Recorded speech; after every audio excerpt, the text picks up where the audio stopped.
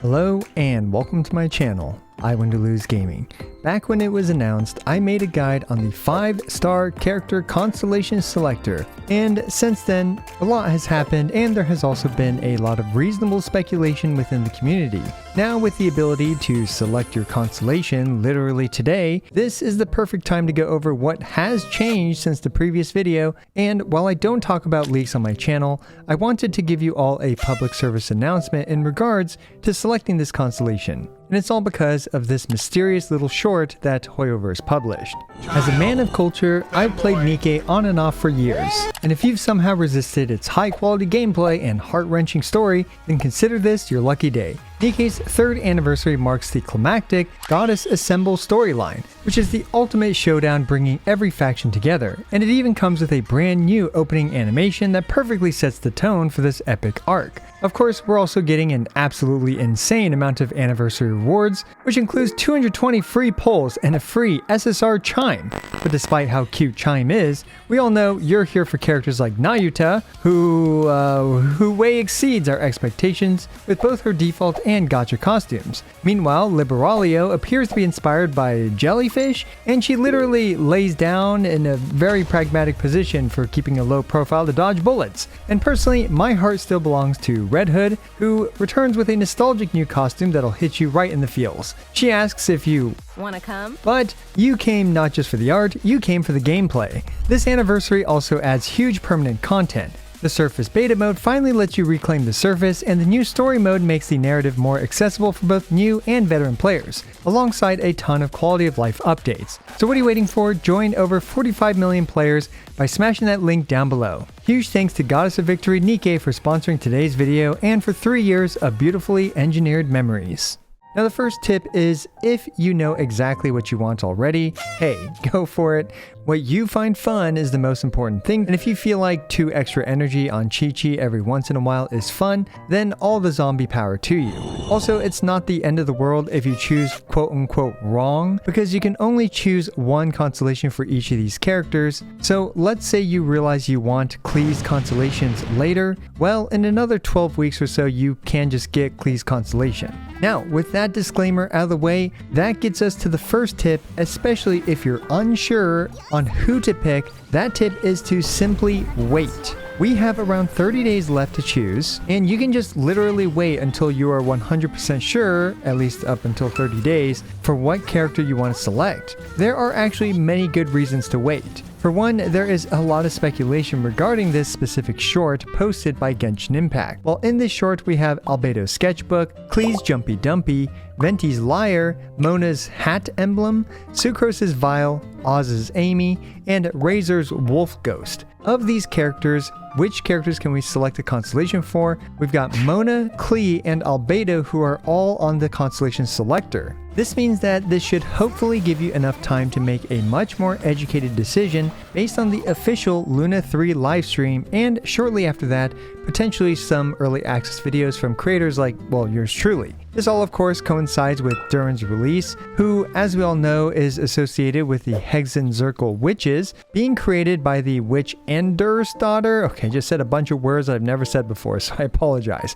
Anyway, that's my PSA. If you're not 100% sure who you want to pick, just wait a bit, and also set an alarm to remind you to redeem your constellation before the event ends. Now, before we speculate on Mona, Klee, Albedo, as well as discuss the known changes to the current cast of characters, I'm assuming if you're not like me who ended up with 160 of these Masterless Stella Fortunas, which by the way you get by getting a dupe of a Constellation 6 character, and you need one of these to go from level 90 to 95, and you need 2 of these to go from 95 to 100. Anyway, these are of course still very valuable for your account, for buffing some top tier DPS characters' damage by about 4 to 10% at level 100. So it's never really a bad choice to go for these. Also PSA, these are basically useless on Nefer, so do not use these on Nefer, or Lalma for that matter.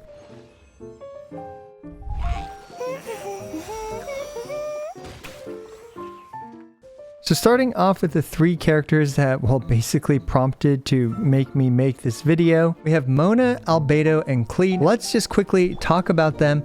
Now, Mona, Albedo, and Klee, especially for Mona, I don't have any changes to her previous ratings, so we're actually just going to put basically right here a hyphen because we just don't know what her value is going to be like. And same for Albedo. Like currently he is definitely a 1-star character across the board in all endgame content modes. He's just not a character I recommend, but we don't know how he's going to be. So again, we're going to leave that up to speculation, and just this is why I'm telling you guys to wait. And now Klee, even though I will change her all to the little hyphen signs like this, I did want to briefly talk about her Constellation 0, where I want to bump it up in her current state to a 2-star rating. And this is because she's repeatedly had usage in Stygian Onslaught for actually having some value, because like another enemy that requires a bunch of little hits where you can permanently infuse pyro onto them besides the lava dragon statue has been the new Frost Knight Hera, I believe is what it's called, where you can permanently infuse it with pyro with Klee. But regardless, you know, this doesn't really matter because you can't get Constellation 0 Klee out of the Constellation Selector. It's a Constellation Selector after all, so that point was a bit moot to begin with. So I'm not even sure why I really yapped about it, but hey, yapping is why you are watching my videos, hopefully.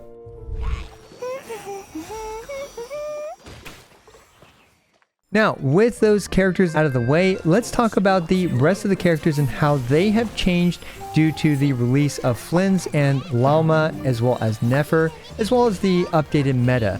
And one thing I will say is that Flynn's has not really changed the rating of any of these characters, in my opinion, down below. So yeah, there's not really much to talk about for Flynn's. He is a simple lad. Give him a Nefa or Ino or Sucrose, and he's done. Okay, so obviously none of those characters are on this list where you can select constellations for. So Flynn's, I'm happy to say, didn't really affect these charts at all. But Nefer and Lalma are where things get a bit more interesting. And before we get to the effects that Nefer and Lalma had, let's briefly talk about Jean as well. Now Jean, Jean is a character that's super funny because I have a feeling they might patch this out in the future. But basically she's able to cheese various Stygian Onslaught bosses, especially on difficulty 4, and with certain techs on difficulty 5 and even difficulty dire as well. There's some really funny ways for her to cheese it. So because of that, I'm going to bump her up to a 3 or even 3.5 stars, given that if you have the right characters with her, she can solo dire, well okay, not solo, but she can clear dire difficulty Stygian Onslaught, which is kind of insane, right? Like that's like actually insane. Just for that, you know, we're going to bump her up, but because it's very situational and we may not, you know, maybe Hoyoverse is going to decide, hey, no more fun allowed, let's nerf this. So this may not be that prevalent in the future, but it also doesn't change her constellations, right? None of these, it doesn't change the ratings of this, just changes the rating of base Jean, which I put a note for 3.5, but further thinking about it, it's going to be a 3 for me. Now the next character that honestly was a bit negatively impacted, I would say, is Tighnari. It's not like he got worse, but unfortunately he didn't really get better. And that's kind of important because as characters like Nefer just really kind of dumpster Tighnari's performance. I'm sorry, Tighnari mains. I'm sorry if you like Tighnari and stuff, but yeah, Tighnari's not worse, but at the same time, with how content is getting more difficult, in that sense he is worse as expectations get higher and higher. So I'm going to move him down to a 3-star rating at Constellation 0, but again, this doesn't affect his actual constellations, the value that his constellations provide. So again, just kind of yapping for no reason because it doesn't change my advice by much in terms of whether or not you should pick his constellations. Now, where things get really interesting, if we actually look at the rest of the characters, in my opinion, these characters weren't really affected. Dea, Mizuki, and all these other standard banner characters, you can always select the Masterless Stella Fortuna for them, or, you know, push you a bit closer to getting the Masterless Stella Fortuna. So yeah, Masterless Stella Fortuna is obviously just great, as I mentioned earlier. I mean, not like great, but it can definitely provide guaranteed value for your account. Let's talk about the rest of the characters on this list. Did any of them really get a change? I will say Child, Ganyu, Xiao, not really in my opinion. I don't think I would change these by much, although this constellation I think is worth mentioning. Xiao's Constellation 1, because of how, you know, demanding for energy Stygian Onslaught is, especially at the beginning of a run, I think I'm going to bump this up to a 2.5. Of course, on Xiao teams, there are many ways to funnel energy, but having that additional third skill at the beginning stage and also, you know what? I will even bump it up to a 3. I feel like energy is super valuable for Stygian Onslaught. And yeah, this definitely helps Xiao a lot in terms of Stygian Onslaught, getting his initial energy up. Now, Shenhe, I did actually want to talk about her Constellation 1 with the extra charge. On a team with, for example, Escoffier, Skirk, Furina, Shenhe can be very useful for the extra cryo particles that she can generate for the team. So I'm going to bump this up to a 3-star as well because, yeah, energy particles for Stygian Onslaught is very valuable because it helps you build a lot less energy recharge and farm a lot less artifacts for your team as a whole. Now up next we have Nilou, and Nilou is such an interesting character. While she doesn't buff Nefer's damage significantly more than like Ino, what she does do is she provides a lot of quality of life. And the quality of life cannot be, in my opinion, understated because Ino has the issue of having circle impact. And circle impact, especially against enemies that move around a lot. And yeah, I mean, both the Fatui agent girl as well as the Lightkeeper guy, they definitely move a decent amount. Even the Frost Knight Hera actually moves more than you might expect, wandering out of Ino's circle, which really sucks. So Nilou at Constellation 0, in my opinion, deserves a small bump to her viability ranking to 4 stars out of 5 because, yeah, I mean, right now she's one of the best options for one of the best characters in the game, or best teams in the game, Nefer plus Lauma. Now, in terms of her Constellation 1, which adds more duration to her elemental skill, this is a bit overrated, especially for just Nilou Nefer teams. It's a bit better for example, Lauma, Nilou, Bloom teams, which is also a very powerful team, by the way. You can put Ino plus Nilou plus Lauma plus another Dendro, like for example Baizhu or something. This will help a Nilou Bloom team specifically do more damage, but for Nefer, for example, Nilou at Constellation 0, assuming the enemy is within your circle roughly every 2 to 3-ish seconds, and if the last tick of her elemental skill hits the enemy, you'll generate about 6.5 Verdant dues per rotation, whereas with Constellation 1, because Nefer's rotations are about 18 seconds, you'll be able to generate the full 7.2 Verdant dues per rotation. But the thing about that is that Nefer only needs 6 Verdant dues per rotation, so unless, like, for example, the enemy is outside of Nilou's circles substantially, which, you know, you should be chasing them down with Nefer to begin with, Nilou's Constellation 1 doesn't add as much as you might expect to a Nefer team. So hopefully that made sense, and if not, I apologize. Now, as for her Constellation 2, not much has changed about it. It is still a fantastic constellation. I might even bump it up to a 4.5. I feel like that's a bit high for it. But yeah, I'm probably overrating it a bit, but you know, it's okay, I guess. It's fine. Here we go. Take number 2 of this section, because the first take took 15 minutes of me yapping. So I'm going to try to cut that down as much as possible by also talking a bit more quickly. And first, we're going to compare Ino as well as Nilou. You can see that they basically provide the exact same thing for Nefer, being 120 element mastery buff thanks to the 4-piece instructor set. Now, one advantage that Nilou does have over Ino is that Nilou does not care about her energy recharge stat. She does not need that. She does not need her burst, whereas Ino does. To, you know, while she is very energy friendly, you still do have to build a decent amount of energy recharge, especially some of the times, in order to get her up and running, especially for the first rotation. But Nilou just doesn't care about that, so she can just provide Favonius's buffs, benefits with the particles, as well as not care about her energy recharge stat. Then we have, for example, Sapwood Blade comparisons between, well, I guess in this case, Force Regalia for Ino, Sapwood Blade for Nilou, to provide the 240 elemental mastery that they can to Nefer. Now, of course, Constellation 1, Ino does pull a bit ahead once you're able to provide that 80 elemental mastery. And if you're able to get Constellation 6 Ino, which very few people have at the moment, then, you know, you're looking at a pretty nice 20% boost. However, once we get Nilou up to, for example, Constellation 2, with the Sapwood Blade and 4-piece instructors, we can now see that she is indeed providing a bit bigger of a boost in comparison to Constellation 6, Refinement 5 Force Regalia instructors Ino. So yeah, overall, Constellation 2 Nilou is indeed a bit of an upgrade over Ino, especially if you only have like Constellation 0 or Constellation 1 Ino, then you'll see even bigger gains on your Constellation 2 Nilou. Now, in terms of the key of Kajni Sut, this was something that I kind of forgot to mention during my full Nefer guide. So hey, I guess this is a Nilou guide on Nefer teams right now. I didn't mean for it to be like that, but it is. But you can actually run the Key of Kajin set plus the instructors, which actually ends up providing you more elemental mastery.